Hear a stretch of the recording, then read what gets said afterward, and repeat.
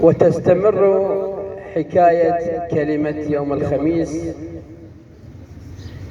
في أول خميس من السنة الجديدة، وكلنا أمل أن تكون سنة خير وبركة وعطاء إن شاء الله. صاحبة كلمة اليوم ابنة قلعة صالح، حيث الشاعر الكميت بن زيد الأسدي من ميسان الأهوار العريقة،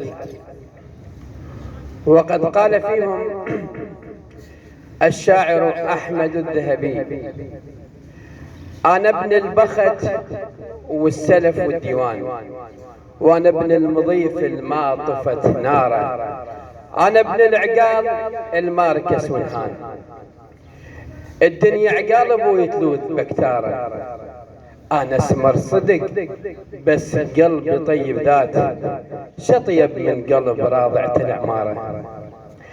معنى اسم صاحبة الكلمة يعني الخير والبركة والهناء والسعادة والأمل والنعيم والرغد والفرحة والانبساط في الحياة والتوسع في العيشة.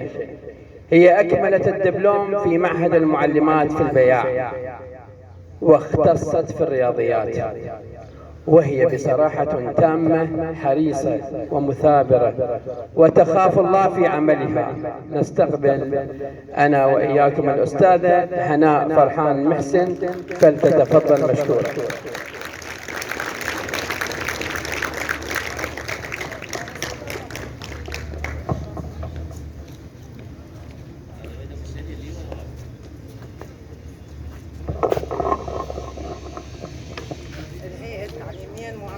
المديرة المحترمة، أبنائي وأعزائي التلاميذ، السلام عليكم ورحمة الله وبركاته.